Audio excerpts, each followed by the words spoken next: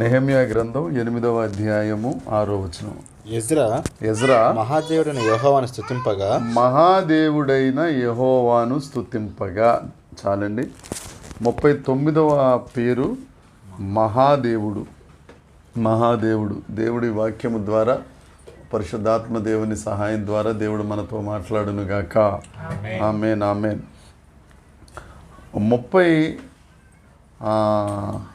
37వ నామం దయావాత్సల్యము కలిగిన దేవుడు. 38వ నామం దీర్ఘశాంతము కలిగిన దేవుడు, బహుకృపయు కలిగిన దేవుడు. 39వ నామం మహాదేవుడు.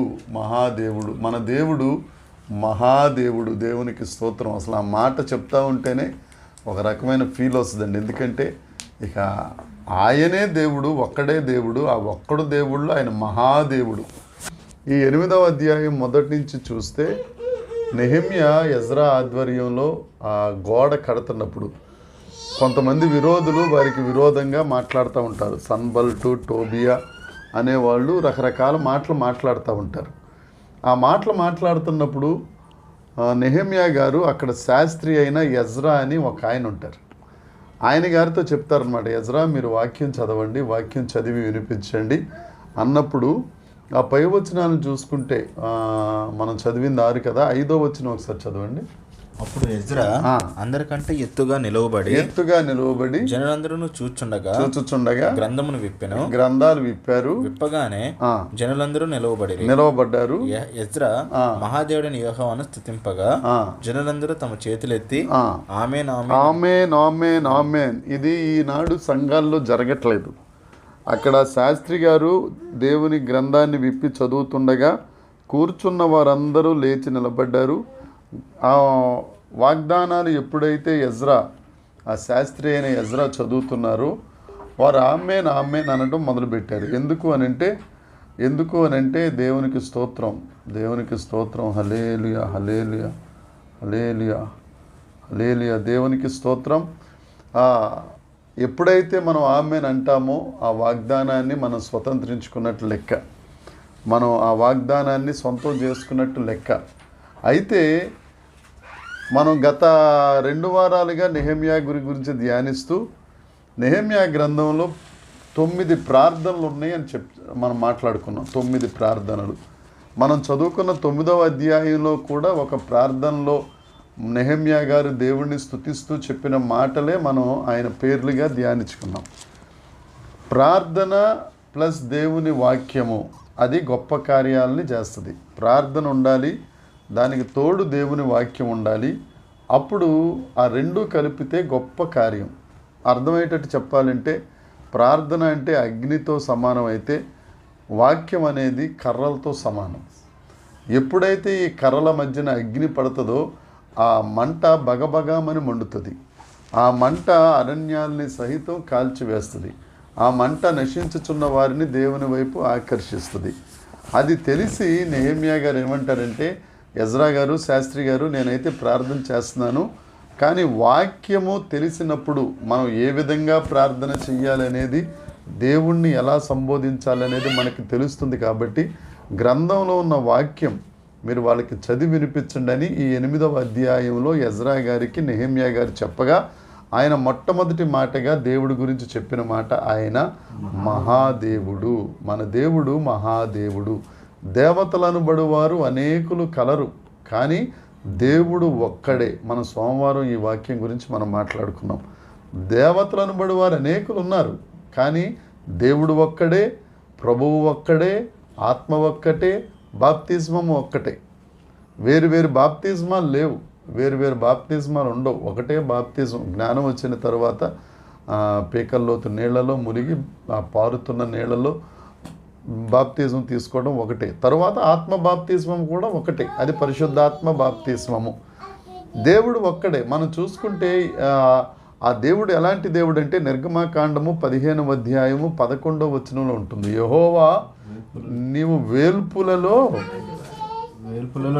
నీ వంటి వాడెవడు, నిన్ను పోలిన వారెవరు? మన దేవునికి ఉన్న క్యారెక్టర్స్ చూడండి. అసలు ఆయన మహాదేవుడు. ఆ దేవుడు వేల్పులలో ఆయనతో పోలిన వారు లేరు. అసలు ఆ మాట అనడానికి అవకాశం లేదు. యెహోవా వేల్పులలో నీ వంటి వారు ఎవరు? పరిశుద్ధతను బట్టి నీవు మహనీయుడవు, నీవు స్తుతి కీర్తనలు బట్టి పూజ్యుడవు, అద్భుతములు చేయువాడవు. నీ వంటి వాడెవడయా? నిన్ను పోలిన వాడెవడన్నాడు ప్రభువా. నీవు మహాదేవుడవు నాయనా, నీకు స్తోత్రాలు. ఎప్పుడు పాడారు మోషే గారి పాట?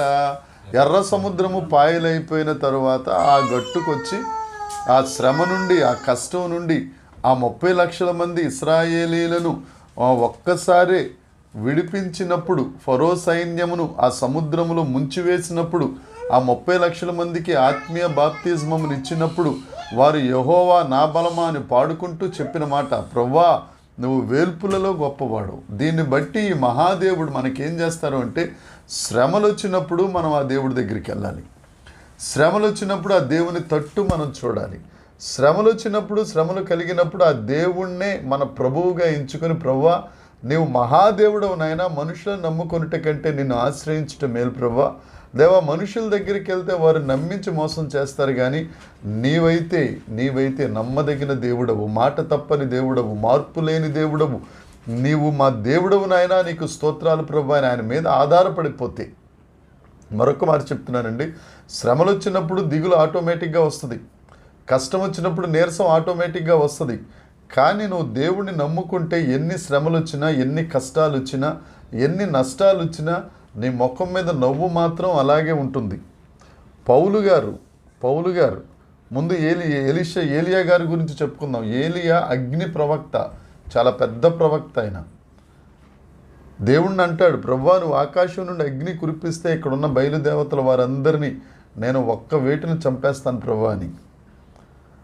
ఆ దేవుడు ఆ మొరవిని అగ్నిని పంపించాడు. 50 మందిని, ఒక్కొక్క గ్రూపుకి 50 మందిని పెట్టి 450 మందిని కత్తివాత హతము చేసిన గొప్ప ప్రవక్త, రోషం కలిగిన వాడు ఏలియా. అయితే ఏలియా ఒక ఆడావిడ యెజబేలు గారు చిన్న కోపం వచ్చి, చిన్న గట్టిగా కోపంతో మాట్లాడిందని మరణాపేక్ష కలిగిన వాడే చచ్చిపోదామని వెళ్ళిపోతాడు. ఏమండి, మరణం ఎంత భయంకరమైందో చూడండి. మరణం ఎంత శ్రమ అనేది, మరణానికి ఎలాగా. అదే కొత్త నిబంధనకు వచ్చేసరికి పౌలు గారు యెరూషలేముకు వెళ్ళడానికి ప్రయాణం అవుతూ ఉంటే అక్కడ అగబు అనే ఒక ప్రవక్త పౌలు గారి నడికట్టు తీసుకుని, ఈ నడికట్టు కట్టిన వాడిని 21వ అధ్యాయము అపోస్తల కార్యాల్లో ఉంటుంది ఈ సందర్భం. 11వ వచనం నుంచి కూడా మనం చూసుకోగలిగితే 11వ వచనం అపోస్తల కార్యాలు 21వ అధ్యాయం. అతను మా యొద్దకు వచ్చి పౌలు నడికట్టు తీసుకొని తన చేతులను కాళ్ళను కట్టుకొని యెరూషలేములోని యూదులు ఈ నడికట్టు కలిగిన మనుషుని ఇలా బంధించి అన్ని జనుల చేతికి అప్పగింతురని పరిశుద్ధాత్మ చెప్పుతున్నాడు. ప్రవక్త గారు ప్రవచనం చెప్పారు. చెప్పిన తర్వాత అక్కడ ఉన్నవారు ఏం చేస్తున్నారు? ఈ మాట వినినప్పుడు మేమును అక్కడి వారును యెరూషలేమునకు వెళ్ళవద్దని, యెరూషలేముకు వెళ్ళొద్దని అతని బ్రతిమలాడుకున్నారు. గాని పౌలు ఇదెందుకు? ఈ పౌలు గారు యెరూషలేముకి వెళ్తే ఇలా కట్టేసి హింసిస్తారని పరిశుద్ధాత్మ దేవుడు చెప్పి అక్కడ ఉన్న వారందరూ సహజంగా బాధపడతారు కదండి. ఎందుకంటే పౌలు అంటే అందరికీ ఇష్టమే కదా. నువ్వు యెరూషలేముకి వెళ్ళొద్దు అని అంటే పౌలు గారు ఏమంటున్నాడు చూడండి. మీరు ఏడ్చి నా గుండెలు బద్దలు చేసేస్తున్నారయ్యా. నేనైతే ప్రభువైన యేసుక్రీస్తు నామం నిమిత్తం యెరూషలేములో బంధింపబడ్డానికే కాదు, చనిపోవటకును సిద్ధంగా ఉన్నానని. దేవునికి మహిమ కలుగును గాక. దేవునికి స్తోత్రం. చచ్చిపోవడానికి కూడా నేను సిద్ధంగా ఉన్నాడని బోల్డ్ స్టేట్మెంట్.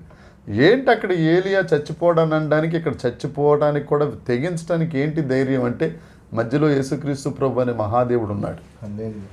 అక్కడ మరణపు ముళ్ళు విరిచబడలేదు, ఇక్కడ మరణపు ముళ్ళు విరిచేశారు. ఎప్పుడైతే యేసుక్రీస్తు ప్రభు మరణించి ఆయన పాతాళానికి వెళ్ళి చెరగా తీసుకెళ్ళిపోయాడో, మరణమా నీ ముళ్ళెక్కడ, మరణమా నీ విజయం ఎక్కడ, ఇక మరణం అనేది లేదు. మరణం అనేది ఒక గిఫ్టే. ఎందుకు గిఫ్ట్ అంటున్నాను అని అంటే, మనం చచ్చిపోతే దేవుని దగ్గరికి వెళ్ళిపోతాం. ఈ శ్రమలతో, ఈ శరీరంతో మనం ఇక్కడ ఉండి ఇక్కడ కష్టాలు పడుట కంటే దేవుని కుడిపార్శానికి వెళ్ళిపోవడం మనకు ఒక బహుమతే కదా. అది పౌలు గారికి తెలుసు, కానీ ఏలియా గారికి తెలీదు. అంత పెద్ద ప్రవక్త అయినా మరణాపేక్ష కలిగిన వాడే చచ్చిపోవడానికి సిద్ధపడ్డాడు కానీ ఆయన భయపడిపోయి పారిపోయి బదరీ వృక్షానికి వెళ్ళిపోయాడు. కానీ పౌలు గారు అంటారు, వెళ్తే ఏమవుతుంది, వాళ్ళు కొడతారా, కొట్టేయని, చచ్చిపోవడానికి కూడా నేను సిద్ధంగా ఉన్నాను. చావు అనేది మనకు ఆనందాన్ని తీసుకురావాలి. లోకానికి క్రైస్తవులకి ఉన్న నిరీక్షణ అదే. మనం మరణానికి భయపడవలసిన అవసరం లేదు. ఎందుకంటే మరణం వచ్చిందనుకోండి, ఈ లోకయాత్ర, ఈ పరదేశం అనే యాత్ర ముగించుకుని మన దేశానికి మనం వెళ్ళిపోతాం, తండ్రి దగ్గరికి వెళ్ళిపోతాం, ఆ మహాదేవుడి దగ్గరికి వెళ్ళిపోతాం. దేవునికి స్తోత్రం కలుగును గాక. ఎప్పుడైతే శ్రమలు వస్తాయో మనం ఆ మహాదేవుని దగ్గరకు మనం వెళ్ళాలి. ఎందుకంటే మన దేవుడు వేల్పులలో గొప్పవాడు, పరిశుద్ధతను బట్టి మహనీయుడు, స్తుతి నొందదగిన దేవుడు, అద్భుతములు చేయు దేవుడు ఆయన. దేవునికి స్తోత్రం. అయితే ఈ సందర్భం ఒక కొంచెం లోతుకి వెళ్దామండి. అదే నెహెమ్యా గ్రంథము 4వ అధ్యాయము 2వ వచనాన్ని ఒకసారి చదువుదాం. నెహెమ్యా గ్రంథం 4వ అధ్యాయం 2వ వచనం. షోమ్రోను దండువారి ఎదుటను తన స్నేహితుల ఎదుటను ఇట్లనేను, దుర్బలులైన ఈ యూదులు ఏమి చేయుదురు. అక్కడ విరోధులు ఏమంటున్నారంటేనండి, దుర్బలులంట. వీళ్ళు ఏమన్నా తప్పు పని చేస్తున్నారా? దేవుని ఆలయాన్ని కడతా ఉంటే అమోనీయుడైన టోబియా, సన్బల్టు వీళ్ళందరూ అంటారు వీళ్ళు దుర్బలులు అంటే బలహీనులు, లేదంటే ఇంకా కొద్దిగా భయంకరమైన అర్థం తీసుకుంటే పనికి రాని వారు. వీళ్ళు ఇవి మంచి పని చేస్తున్నారట. మంచి పని చేస్తున్నందుకు శ్రమ వచ్చింది. మనం ఎప్పుడైనా కానీ ఒక మంచి చెడ్డ లోకంలో కొట్టుకెళ్ళిపోతే పెద్ద ఇబ్బంది ఏమి ఉండదు. కానీ మంచి పని ఎప్పుడైతే మనం చేయటానికి ప్రారంభిస్తామో అప్పుడే మనకు అన్ని ఎదురు దెబ్బలు తగులుతూ ఉంటాయి.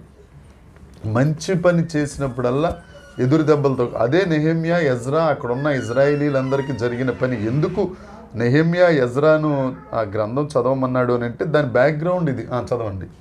దుర్బలులైన ఈ యూదులు ఏమి చేయుదురు, ఏం చేస్తారు? తమంతట తామే ఈ పని ముగింతురా, తమంతట తామే ఈ పని చేసేస్తారా? బలులు అర్పించి బలపరుచుకుందురా. బలులు అర్పించి అంటే ప్రార్థన చేయడం వల్ల పనులు అయిపోతాయా? ఒక దినమందే ముగింతురా. ఒక్క దేవునిలో దేవుడు సమస్తాన్ని చేసేస్తాడా? కాల్చబడిన చెత్తను, కుప్పలుగా పడిన రాళ్లను మరలా బలమైనవిగా చేయుదురా. బలమైన దేవాలయంగా కట్టేస్తారా? మరియు అమోనీయుడైన టోబియా అతని యొద్దకు. చాలండి, ఇలాంటి మాటలు మాట్లాడుతూ ఉంటారు. ఈ మాటలు ఇప్పుడు మనకి కూడా వినపడుతూ ఉంటాయి. వీళ్ళు బలహీనులు కదా, వీళ్ళు చేసేస్తే, ప్రార్థన చేసేస్తే పనులు అయిపోతాయా? మంత్రాలకు చింతకాయలు రాలిపోతాయా? ఏమంటే జరగకూడని కార్యాలు జరిగిపోతాయా అని అంటే మన దేవుడు ఎలాంటి దేవుడు అంటే, మరొకసారి చెప్తున్నాను, మన దేవుడు మహాదేవుడు. జరుగునని మేము అనుకోనని కార్యములు మన దేవుడు జరిగించే దేవుడు. యెషయా గ్రంథంలో ఉన్నమాట. మన జీవితంలో జరుగుతాయి అని అనుకొనని కార్యాలు మనం ప్రార్థన చేస్తే, ప్రార్థన ఆలకిస్తే, వాక్యాన్ని చదివితే మన దేవుడు మహాదేవుడు వాటిని జరిగించే దేవుడు. ఎందుకంటే మన దేవుడే దేవుడు, ఆయనే ప్రభువులకు ప్రభువు, ఆయనే రాజులకు రాజు. కాకపోతే శ్రమ లేకపోతే సింహాసనం అనేది లేదు. No cross no crown. శ్రమ లేకపోతే సింహాసనం లేదు. శ్రమ ఉంటే ఆ విశ్వాసాన్ని బట్టి దేవుడు సింహాసనం దగ్గరికి మనల్ని తీసుకెళ్తారు. ఈ విషయం నెహెమ్యా గారికి తెలిసి, మా దేవుడు నమ్మదగిన దేవుడు, ఆయన మహాదేవుడు, ఆయన మమ్మల్ని సిగ్గుపరచడు అన్న ధైర్యంతో ఎజ్రాకి చెప్తాడు, ఎజ్రా గారు వాక్యం చదివి వినిపించండి, ప్రార్థన చేస్తే వాక్యము ప్రార్థన గొప్ప కార్యాన్ని చేస్తుందని. పౌలు గారు కూడా అదే అంటారు. 2వ తిమోతి పత్రిక 1వ అధ్యాయము 12వ వచనం. 2వ తిమోతి పత్రిక 1వ అధ్యాయము 12వ వచనం. ఆ హేతువు చేత ఈ శ్రమను అనుభవించుచున్నాను గాని, ఈ శ్రమను నేను అనుభవిస్తున్నాను గాని, నేను నమ్మిన వాని ఎరుగుదును గనుక, నేను ఎవరినైతే నమ్మానో ఆయన మహాదేవుడు, ఆయన ఎరుగుదును గనుక సిగ్గుపడక్కనాడు. దేవుడు మనతోనే మాట్లాడుతున్నారు. ఈ వాక్యం వింటున్న ఎవరు విన్నా కానీ మనకు కూడా కొన్ని బలహీనతలు ఉన్నాయి, శ్రమలు ఉన్నాయి, కష్టాలు ఉన్నాయి. కానీ బలులు అర్పిస్తున్నాం, ప్రార్థన చేస్తున్నాం. అది భక్తితో చేస్తున్నామా, ఉనామనిగా చేస్తున్నామా, విశ్వాసంతో చేస్తున్నామా ప్రక్కన పెడితే మన ప్రార్థన అయితే చేస్తున్నాం. ఆ ప్రార్థన వింటాడు, మా దేవుడు చేస్తాడన్న నమ్మకంతో చేస్తున్నాం. ఆ నమ్మకాన్ని దేవుడు గౌరవించి మన జీవితాలలో మహాదేవుడు కార్యాలు చేస్తున్నాడు. ఎందుకు చెప్తున్నాను ఇంత ధైర్యంగా అంటే, మన కొరకు ఆయన ప్రాణం పెట్టేశాడు. మన కొరకు ఆయన ఆఖరి రక్తం బొట్టు వరకు ఆయన పెట్టే రక్తము కార్చిన గొప్ప దేవుడు. ఆయన మహాదేవుడే. కానీ యెషయా గ్రంథం 54వ అధ్యాయము 17వ వచనంలో అంత గొప్ప దేవుడు, అంత ఉన్నతుడైన దేవుడు, అంత మహోన్నతుడైన దేవుడు, అంత మహాగణుడైన దేవుడు ఎక్కడ నివసిస్తాడు అని అంటే 54:17 అండి. నీకు విరోధంగా రూపింపబడిన ఏ ఆయుధమును వర్ధిల్లు. అవునా? ఒక్క నిమిషం ఇప్పుడు చూడన్నాను. 57:17 అండి. మహాగణుడును మహోన్నతుడును పరిశుద్ధుడును నిత్య నివాసి అయిన వాడు ఇలాగ సెలవిచ్చుచున్నాడు. ఇలా చెప్తున్నారట, నేను మహోన్నతుడైన పరిశుద్ధ స్థలంలో నివసించువాడను అయినను వినయం గల వారి ప్రాణమును వినయం కలిగిన వారి ప్రాణాన్ని ఉజ్జీవింప చేయటానికి నలిగిన వారి ప్రాణమును ఉజ్జీవింప చేయటానికి వినయము గల వారి యొద్దను దీన మనసు గల వారి యొద్దను నివసించుచున్నాడు. ఎవరైతే వినయ విధేయతలు దేవుని దగ్గర తగ్గింపు కలిగి ఉంటారో వారి దగ్గర అంత మహాదేవుడు, భూమి ఆకాశములు పట్టజాలనంత మహాదేవుడు ఎక్కడ నివసిస్తాడంటే అండి, వినయము కలిగిన వారి దగ్గర, దీన మనసు కలిగిన వారి దగ్గర ఆయన నివసిస్తాడు.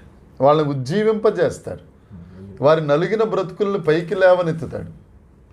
ఆయన నమ్ముకుంటే సిగ్గుపరచడు. మనల్ని దాటిపోయే దేవుడు కాదు ఆయన. మనతో పాటు ఉండే దేవుడు, మనలో ఉండే దేవుడు, మనతో ఉండే దేవుడు, మనల్ని నడిపించే గొప్ప దేవుడు, మనల్ని సిగ్గుపరచడు. ఆయన మహాదేవుడై ఉన్నాడు. కాబట్టి మనం ఆయన దగ్గరికి వెళ్ళాలి అని అంటే వినయ మనసు, దీన మనసు ఉంటే సరిపోతుంది. ఆయనే మన దగ్గరికి వచ్చేస్తాడు. మనం ఆయన దగ్గరికి వెళ్ళటం కాదు. నువ్వు దేవుడి దగ్గర తగ్గించుకుని దీన మనసు కలిగి ప్రభువా అంటే చాలు. పరిసయుడు, సుంకరి. ఒకసారి విజయ్ కుమార్ అయ్య గారు లోకాసువార్త 15వ అధ్యాయం తప్పిపోయిన కుమారుడి గురించి చెప్తూ ఈ పరిసయుడు ప్రార్థన, సుంకరి ప్రార్థన కోట్ చేశారండి. పరిసయుడు ఏమని చెప్తుంటాడు, గట్టిగా మాట్లాడతాడు పరిసయుడు. సుంకరి దూరాన నిలబడి కనీసం దేవుని ఆలయాన్ని చూసే ధైర్యం లేకుండా తల తీసుకెళ్ళి నేల దగ్గర పెట్టి గుండె కొట్టుకుంటూ ప్రార్థన చేస్తాడు. ఆ వినయ విధేయత ఎప్పుడైతే మన దగ్గర ఉంటుందో ఆ మహాదేవుడు నీ పక్షాన్ని ఉంటాడు. నువ్వు అడిగిన వాటికంటే, అడగని వాటికంటే, ఊహించిన వాటికంటే, ఊహించని వాటికంటే అత్యధికంగా అనుగ్రహించే మహా గొప్ప దేవుడు యేసుక్రీస్తు ప్రభు. దేవునికి స్తోత్రం. ఆ మహాదేవుడు మన దేవుడు. యెహోవా దేవుడుగా కలిగిన జనులు ధన్యులు అని అంటే యెహోవా అనే మహాదేవుణ్ణి కలిగిన జనులైన మనం ధన్యులం. మనకి దేవుడున్నాడు, వారికి దేవతలు ఉన్నారు. వారు ఇంతలో కనపడి అంతలో మాయమైపోయేవారు. వారు పనికిరాని వారు. అవి కన్నులుండి చూడవు, చెవులుండి వినవు, చేతులుండి తాకవు, కాళ్ళుండి నడవు, ప్రయోజనం లేదు. కానీ మన దేవుడు అలాంటి దేవుడు కాదు. కళ్ళు నిర్మించినవాడు, మాటతో మాట్లాడే దేవుడు, చెవులు నిర్మించినవాడు, శరీరము నిర్మించినవాడు, మాట్లాడువాడు, చూచుచున్న దేవుడు, సమస్తమును కానుతున్న దేవుడు ఆయన మహాదేవుడు. దేవునికి స్తోత్రం. కీర్తనల గ్రంథం 77వ కీర్తన 13వ వచనం. 77వ కీర్తన, కీర్తనల గ్రంథం 77వ కీర్తన 13వ వచనం.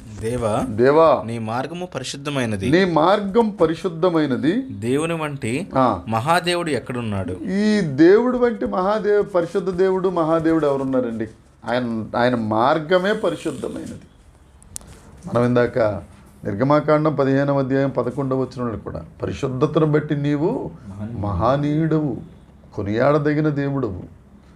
అలాంటి పరిశుద్ధుడి దగ్గరికి వెళ్తే ఆ దేవుడు మన బ్రతుకుల్ని మారుస్తాడు. పోయిన ఆదివారం కూడా ఇదే మాట అండి. దేవుడు వేరు, మనుషులు వేరు. దేవుడు వేరు, దేవుని చేత నిర్మించబడిన వాడు మనిషి. ఆదాము నరుడు అని అర్థం, మనిషి అని అర్థం. దేవుడు నిర్మించాడు ఆదాం గారిని.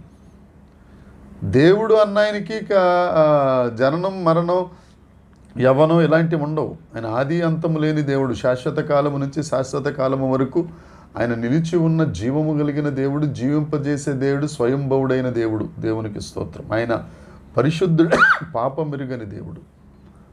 మిగతా ఈ దేవతలన్నీ పాపం. మన దేవుడు ఒక్కడే పరిశుద్ధుడైన దేవుడు.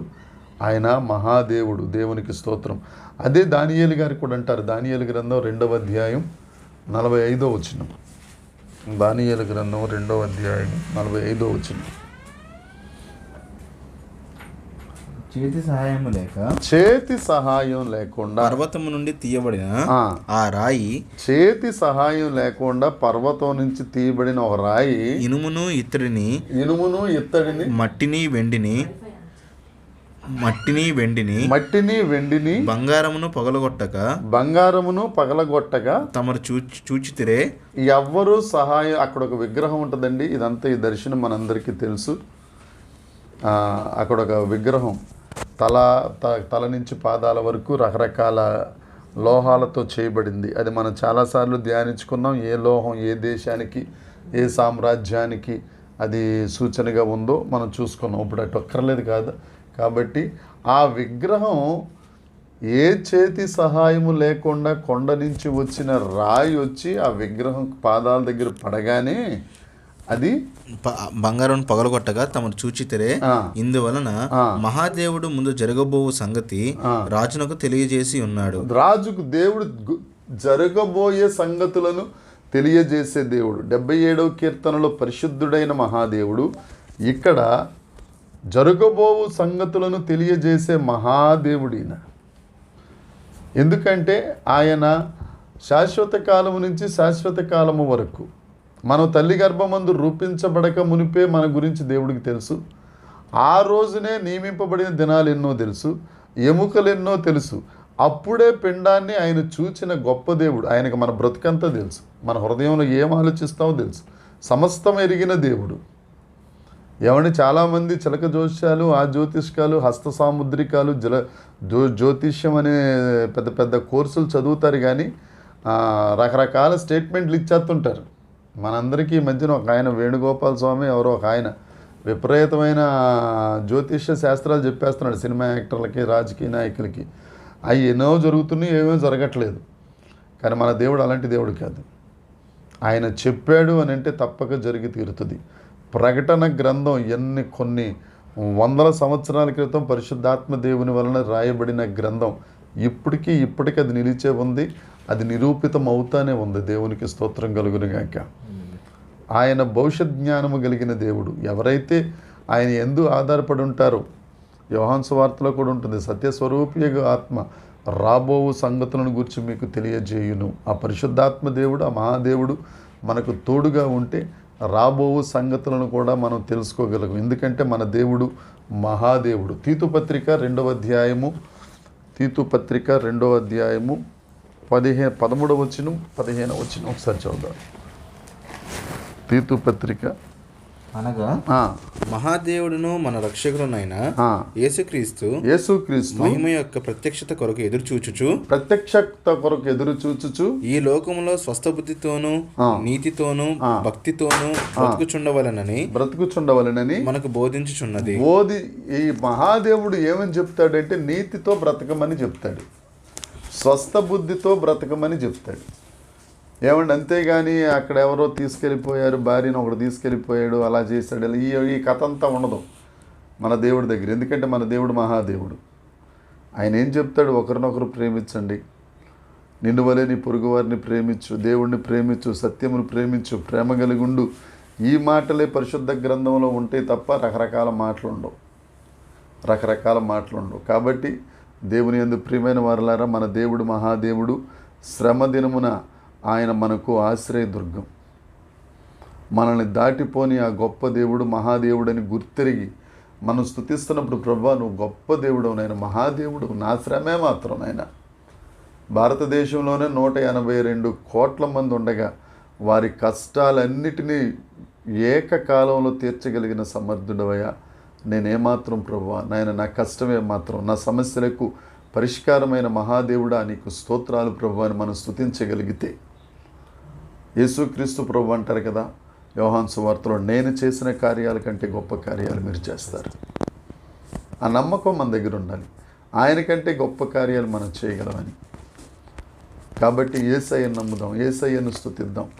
ఎంత స్తుతిస్తూ ఉంటామో దేవుని కార్యాలు మనం అంత చూడగలం. ఎందుకంటే 50వ కీర్తనలో ఒక మాట ఉంటుంది, స్తుతియాగం అర్పించువాడు దేవునిని మహిమపరుచుచున్నాడు, వాడు దేవుని యొక్క రక్షణ చూచుట కొరకై మార్గమును సిద్ధపాటు చేసుకుంటున్నాడు. అవకాశం ఉంటే ఒకసారి తీద్దామండి. కీర్తనల గ్రంథం 50వ కీర్తన 21వ వచనం ఆఖరి వచనం. స్తుతియాగం అర్పించువాడు నన్ను మహిమపరచుచున్నాడు.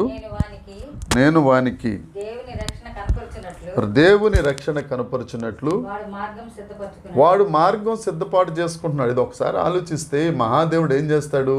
ఈ దినాన మనం దేవుణ్ణి స్తుతిస్తూ ఉన్నామంటే ఈ దినం కాదు కానీ రేపటి దినాన్ని ఆయన రక్షణ చూచేటట్టుగా, అద్భుతం చూచేటట్టుగా దేవుడు రేపటిని ఒక బహుమతిగా మనకు అనుగ్రహిస్తాడు. ఈరోజు మనం స్తుతిస్తూ ఉంటే, ఆయన మహిమపరుస్తూ ఉంటే రేపటి దినమంతా అందంగా ఉంటుంది. రేపు స్తుతిస్తే ఎల్లుండ, అలా జీవితకాలం అంతా మనం దేవుణ్ణి స్తుతిస్తూ ఉంటే, దేవుణ్ణి మహిమపరుస్తూ ఉంటే ఆ మహాదేవుడు మన బ్రతుకులలో ఆయన నామమును మహిమపరుచుకునేటట్లుగా మన బ్రతుకు నిర్మిస్తాడు. కాబట్టి ఆయన యొక్క గొప్పతనాన్ని తెలుసుకుందాం, ఆ దేవుణ్ణి మహిమపరుద్దాం. దేవునికి స్తోత్రం. 40వ నామాన్ని ఒకసారి ధ్యానించుకుని మనం ముగించుకుందామండి. అదే నెహెమ్యా గ్రంథము 4వ అధ్యాయము 4వ వచనం. 4వ అధ్యాయం. మా దేవ, చాలండి, మా దేవ. ఇప్పుడు మనం 40వ నామాన్ని ధ్యానించుకుంటున్నాం. మా రాజా అని ఎన్నో నామం ఇప్పుడు ఇది రికార్డ్ అవుతుంది కాబట్టి అడగటం బాగోదు. 32వ నామం. 32వ నామం నా రాజా.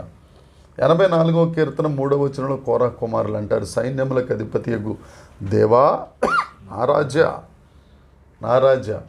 వాళ్ళు నా రాజా అని అన్నారు అని అంటే దేవునితో వారికి ఉన్న ఆ ఇంటిమసీ, ఆ సత్సంబంధం, ఆ దేవునితో ఉన్న ఆ అన్యోన్య సహవాసం, అదే ఇక్కడ ఈ నా దేవా అన్న దగ్గర కూడా మనం చూడగలం. ఎందుకు అని అంటే ఇప్పుడు పృథ్వీ గారు నా పక్కనే ఉన్నారు కాబట్టి నా కుమారుడా లేకపోతే నా మేనల్లుడా అని చెప్పేసి నేను అనడానికి ఒక అవకాశం ఉంటుంది. ఆయన ఎక్కడో దూరంగా ఉన్నారనుకోండి, పృథ్వీ అన్న ఆయన ఉండేవారు అన్నట్టుగా మనం మాట్లాడుకుంటాం. ఇప్పుడు మన దేవుడు మనకు ఎంతో సమీపంగా ఉన్నాడు, ఎంతో సమీపంగా ఉన్నారు. ఎక్కడుందండి బైబిల్లో? ఎక్కడ అంటే ఎఫెసీ పత్రిక 2వ అధ్యాయము 12వ వచనం 13వ వచనం ఒకసారి చూద్దామండి. ఆ కాలమందు ఇజ్రాయేలీలతో సహపౌరులు కాక పరదేశులను, వాగ్దాన నిబంధన లేని పరజనులను, నిరీక్షణ లేని వారును, లోకమందు దేవుడు లేని వారునై ఉండి క్రీస్తుకి దూరస్తులై ఉంటిరని, క్రీస్తుకు దూరస్తులుగా ఉన్నాము మీరు జ్ఞాపకం చేసుకోండి. అయినను మునుపు దూరస్తులైన మీరు ఇప్పుడు క్రీస్తు యేసునందు, క్రీస్తు యేసులో దేవుడికి సమీపస్తులు. క్రీస్తు రక్తం వల్ల, ఆయన రక్తం వల్ల మనం సమీపం. ఇప్పుడు యేసుక్రీస్తు ప్రభు మనకి సమీపంగా ఉన్నారు. మనం కూడా యేసయ్యతో సమీపంగా ఉండాలి. మనం ఎప్పుడు సమీపంగా ఉంటాం? మనందరికీ బాగా తెలిసిన మాట ఫిలిప్పీ పత్రిక 4వ అధ్యాయం 4వ వచనం. ఆనందించుడి, మరలా చెప్పుదును ఆనందించుడి, ఎల్లప్పుడూ ప్రతి విషయంలో దేవునికి కృతజ్ఞతాస్తుతులు చెల్లించుట వలన ఏం జరుగుతుంది చూద్దాం. 4 దేని గురించి చింతింపకూడి, దేని గురించి చింతించొద్దు, కానీ ప్రతి విషయంలోనూ ప్రార్థన విజ్ఞాపనముల చేత కృతజ్ఞతాపూర్వకముగా మీ విన్నపమును దేవునికి తెలియజేయుడి. అప్పుడు సమస్త జ్ఞానముకు మించిన దేవుని సమాధానము ఇక్కడ చూడండి, సమీపంగా ఉంది. మీ సహనమును సకల జనులకు తెలియబడనీయుడి. ప్రభు సమీపంగా ఉన్నారు. ప్రభు సమీపంగా ఉన్నారు. దేవుడు సమీపంగా ఉన్నారండి. ఇప్పుడు సమీపంగా ఉండాల్సింది ఎవరు? మనం ఆయన సమీపంగా ఉన్నారు. ఆయన రక్తం సమీపంగా ఉంది. మునుపు దూరస్తులం, ఇప్పుడు రక్తము ద్వారా సమీపస్తులుగా చేసుకుని ఆయన మన దగ్గరికి వచ్చేసారు. మనం ఆయనతో పాటు ఉండాలి కదా.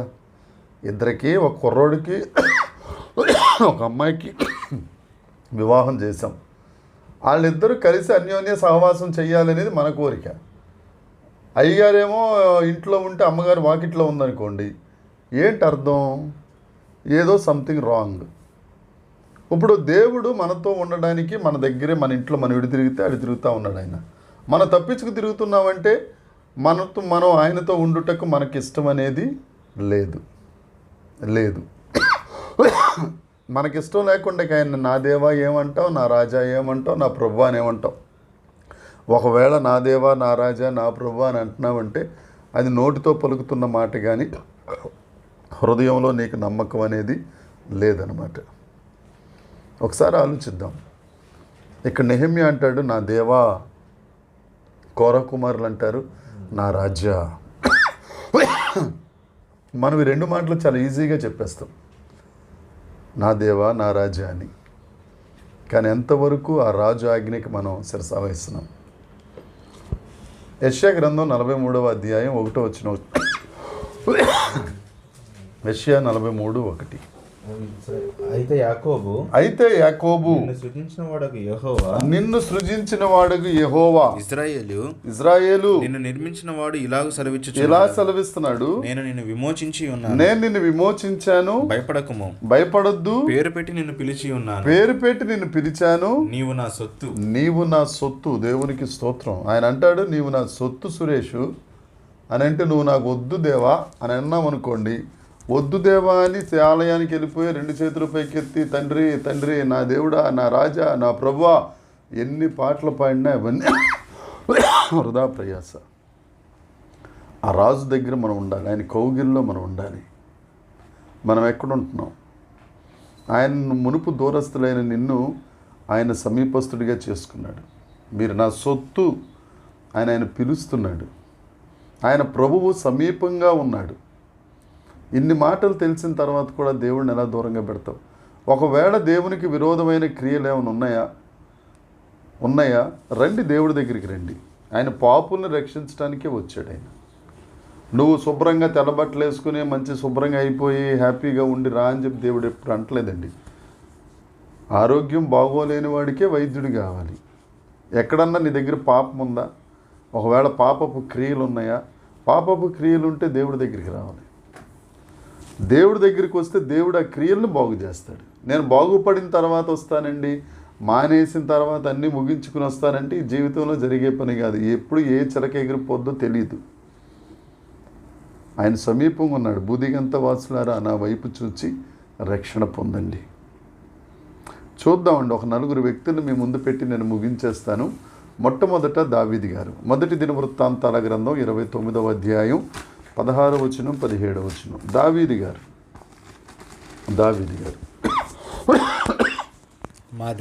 మా దేవ జాగ్రత్తగా ఉండమ్మా. మా దేవ యెహోవా నీ పరిశుద్ధ నామం యొక్క ఘనత కొరకు మందిరమును కట్టించుటకై మేము సమకూర్చిన ఈ వస్తు సముదాయమునకు నీ వలన కలిగినదే అంతయు నీది అయి ఉన్నది. నీదే ప్రభువా. నా దేవ. మొదట ఏమన్నారండి? మా దేవ. రెండోసారి ఏమన్నాడండి? నా దేవ. అక్కడున్న ప్రజలందరి ఎదుట దేవునికి ప్రార్థన చేస్తున్నాడు ఆయన, దావీదు గారు. ఎందుకంటే దేవుని ఆలయం నిర్మించడానికి కావలసిన ఈ 29వ అధ్యాయం మొదటి నుంచి చూసుకుంటూ వస్తే రాజ్యములో కొంత విపరీతమైన బంగారు వెండి దేవుడికి ఇచ్చేశాడు. అంతేకాదు 3వ వచనాన్ని చూస్తే ఆయన సొంత బంగారం సొంత వెండి కూడా దేవుడికి ఇచ్చేసి ప్రార్థన చేస్తా అక్కడ ఉన్న సర్వ సమాజమును కూడా ఏమంటాడంటే మా దేవా అని సంబోధించాడు. ఇక వ్యక్తిగతంగా వచ్చేసరికి నా దేవా. అంత ఇంటిమసీ దేవుడితో ఉంది కాబట్టి దేవుని ప్రజలారా, గొర్రెల దొడ్డి నుండి ఆయన రాజగృహానికి వచ్చాడు. తర్వాత సౌలు గారు ఎన్ని తిప్పలు పెట్టినా, అరణ్యంలో ఎన్ని సంవత్సరాలు అల్లాడిపోయినా, ఏం చేసినా, అబ్షాలోము ఎంత పరిగెట్టించినా, షిమి అన్నవాడు ఎంత తిట్టినా, ఐతోపిలు అన్నవాడు ఈ విరోధంగా ఎన్ని కార్యక్రమాలు చేసినా దావీదు మాత్రం ఉండిపోయాడు. వారందరూ ఎగిసిపడిన కెరటాలలాగా సముద్రంలోకి వెళ్ళిపోయారు, కానీ ఈయన మాత్రం నిలబడే ఉన్నాడు. ఎందుకంటే దేవుణ్ణి నమ్ముకున్నాడు. దేవుడు దావీదును ఘనపరిచాడు. ఆ నా దేవ అనే ఆ ఇలములోనికి, ఆ స్థాయిలోనికి మనం రాగలిగితే దేవుడు నిన్ను ఘనపరచడమే కానీ కిందకి దింపటం అనేది ఉండదండి. ఏం చేద్దామని అనుకుంటున్నారో అది మీరు నిర్ణయించుకోండి. ఇంత వివరంగా చెప్పిన తర్వాత ఆ దేవునితో సమీపంగా ఉన్న ఆ దేవునితో అన్యోన్య సహవాసం పెట్టుకుంటారు. ఏమంటే మీరు నా సొత్తు అన్న దేవుణ్ణి మీరు హత్తుకుంటారో విడిచిపెడతారు, అది మీ ఇష్టం. రెండవది 2వ రాజుల గ్రంథం 19వ అధ్యాయం 19వ వచనం. 2వ రాజుల గ్రంథం 19వ అధ్యాయం 19వ వచనం. యెహోవా మా దేవా, యెహోవా మా దేవ. లోకమందున్న సమస్త జనులు నీవే ఆ, నిజముగా అద్వితీయ దేవుడవైన యెహోవామని తెలుసుకున్నట్లు ఆ. అతని చేతుల నుండి మమ్మల్ని రక్షింపుము. రక్షింపుము. అంతటా ఆమోజు కుమారుడైన యెషయా ఆ. హిజ్కియా యొద్దకు ఈ వర్తమానం పంపెను. హిజ్కియా దగ్గరికి వచ్చారండి సన్హరీబు గారు. సన్హరీబు హిజ్కియా దగ్గరికి వచ్చినప్పుడు ఆ లెటర్ని తీసుకెళ్ళి దేవుని ఆలయంలో పెట్టి చేసిన ప్రార్థన ఇది. ఏమని చేశాడండి? యెహోవా మా దేవా, మా దేవా, మా దేవా. ఆ అన్యోన్య సహవాసమే కనీసం యోధా దేశం మీదకి ఒక బాణాన్ని కూడా ప్రయోగించకుండా 185,000 సైన్యాన్ని దూత సంహరించింది. సన్హరీబ్ వెళ్ళి ఆ దాగోను దేవత ఎదురుగుండా ఉంటే కొడుకొచ్చి చంపేశాడు. చెప్పొచ్చేది ఏంటంటేనండి, దావీదు గారు దేవుణ్ణి నా దేవా మా దేవా అనే పరిస్థితుల్లో ఆ అన్యోన్య సహవాసంలోకి వెళ్ళాడు. దావీదు కుమారుడని యేసుక్రీస్తు ప్రభు అనిపించుకోవడానికి ఇష్టపడ్డాడు. అంత ఘనత వచ్చింది. హిజ్కియా మా దేవా అనే ఆ స్థాయిలోని దేవుణ్ణి ప్రేమించాడు. విరోధి శత్రువు కనీసం హిజ్కియాని చూడకుండానే మరణించాడు. మూడవది రెండవ దినవృత్తాంతాల గ్రంథం 14వ అధ్యాయము 11వ వచనం. ఆసా తన దేవుడైన యెహోవాకు మొరపెట్టి యెహోవా విస్తారమైన సైన్యము చేతిలో ఓడిపోకుండా బలము లేని వారికి సహాయం చేయుటకు నీకన్నా ఎవరు లేరు. మా దేవా యెహోవా మాకు సహాయము చేయుము. అంతే. ఈ ప్రార్థన చేశాడండి ఆస. శత్రువు చేతిలో నుండి ఆసాని దేవుడు విడిపించాడు. నాలుగవది రెండవ దినవృత్తాంతాల గ్రంథం 20వ అధ్యాయం 12వ వచనం. యెహోషాపాతు మా దేవా నీవు వారికి తీర్పు తీర్చవా నాయనా? మా మీదకు వచ్చి ఈ గొప్ప సైన్యముతో యుద్ధం చేయుటకు మాకు శక్తి సరిపోదు. ఏమి చేయుటకును మాకు తోచదు. నీవే మాకు దిక్కు అని ప్రార్థన చేస్తాం. మా దేవ నలుగురిని చూపించానండి. టైం దీన్ని బట్టి చాలా మంది ఉన్నారు. మా దేవ నా దేవ అన్న వారిని అందరినీ దేవుడు ఉన్నత స్థానంలో ఉంచాడు. ఉన్నత స్థలంలో మీతోనే దేవుడు మాట్లాడుతున్నాడు, మనతోనే దేవుడు మాట్లాడుతున్నాడు. ఇంత విన్న తర్వాత కూడా నువ్వు ఇంకా దేవుడి దగ్గర నుంచి ఎలా వెళ్ళిపోతావు? ఆయన మనకు సమీపంగా వచ్చారు. ఫిలిప్పి 4:4 ప్రకారం, యెషయా 43:1 ప్రకారం ఆయన మన సొత్తుగా మనల్ని చేసుకున్నారు. ఆయన మనతో ఉండడానికి ఇష్టపడుతున్నారు. మన దూరంగా తప్పించుకు తిరుగుతున్నాము అని అంటే ఒక్కనొక దినం వస్తుంది, ఆ ధవళ సింహాసనం మీదకి ఆయన వెళ్ళిన తర్వాత మనం ఏమీ చేయలేం. దుర్దినములు రాకమునిపే, వీటి యందు ఆసక్తి లేదు అనే సమయం రాకమునిపే మన సృష్టికర్తను మన దేవా అనే స్థాయిలోకి ఆయనతో అన్యోన్య సహవాసంలోనికి మనం వచ్చినట్లయితే దేవుడు నీ బ్రతుకునే కాదు, నీ కుటుంబాన్ని, నీ సంఘాన్ని, నీ సమాజాన్ని, సమస్తాన్ని మార్చేయగలడు. దావీదే దానికి ఉదాహరణ. దావీదు వెనకాల మొదటి సమూయేలు గ్రంథం 30వ అధ్యాయం చూసుకుంటే వెనకాల ఉన్నవారందరూ గుండె అవిసిపోయింది వారికి. దేవుణ్ణి బట్టి, ఆ మహాదేవుణ్ణి బట్టి ఆయన ధైర్యం తెచ్చుకున్నాడు. 30వ అధ్యాయం 6వ వచనం మొదటి సమూయేలు గ్రంథం. యెహోవాను బట్టి దావీదు ధైర్యం తెచ్చుకొనెను. ఆ మహాదేవుని బట్టి ధైర్యం తెచ్చుకోకుండా మన దేవుడైన ఆయన్నే నువ్వు సొంతం చేసుకోకుండా ఏదేదో తప్పించుకు తిరుగుతున్నావంటే నువ్వు ఆశీర్వదించబడకపోవడానికి నువ్వే కారణం, దేవుడు కాదు. ఇందాక అనుకున్నాం కదండి, కష్టం లేకుండా సింహాసనం రాదు. పెయిన్ లేకుండా నీకు ఏ నొప్పి లేకుండా నీకు ఫలితం రావాలి అని అంటే కష్టం. దేవుడు నిన్ను శ్రమల గుండా తీసుకెళ్తున్నాడు అని అంటే నీ ఎదుట నీకు భోజనం సిద్ధపరచడానికి, నీకు తోడుగా ఉండడానికి, చిరకాలం ఆయన సన్నిధిలో నువ్వు ఉండడానికి, కృపాక్షేమం నీ వెంట రావడానికి నీకు శ్రమలు వస్తున్నాయి. అంతే తప్ప నిన్నేదేదో కక్ష సాధింపుగా దేవుడు ఎప్పుడు శ్రమ పెట్టడు. కాబట్టి గుర్తెరుగుదాం, ఆయనను నా దేవా అనే ఆ స్థాయిలోనికి ఉత్తుత్తిగా మనం ఎన్నన్నా చెప్పేస్తామండి. హృదయపూర్వకంగా, నమ్మకంతో, విశ్వాసంతో నా భర్త అండి, మా యావుడండి, నా ప్లేట్ అండి, నా ల్యాప్టాప్ అండి, నా మొబైల్ అని ఎలా చెప్తామో అంతకంటే ప్రేమగా నా దేవుడండి అని చెప్పగలిగిన స్థాయిలోనికి ఈ వాక్యం వింటున్న వారందరూ వచ్చుదురుగాక. దేవుడి వాక్యమును దీవించునుగాక. దేవుని వాక్యమును మన బ్రతుకులలో ఫలింప చేయునుగాక. ఆమేన్, ఆమేన్.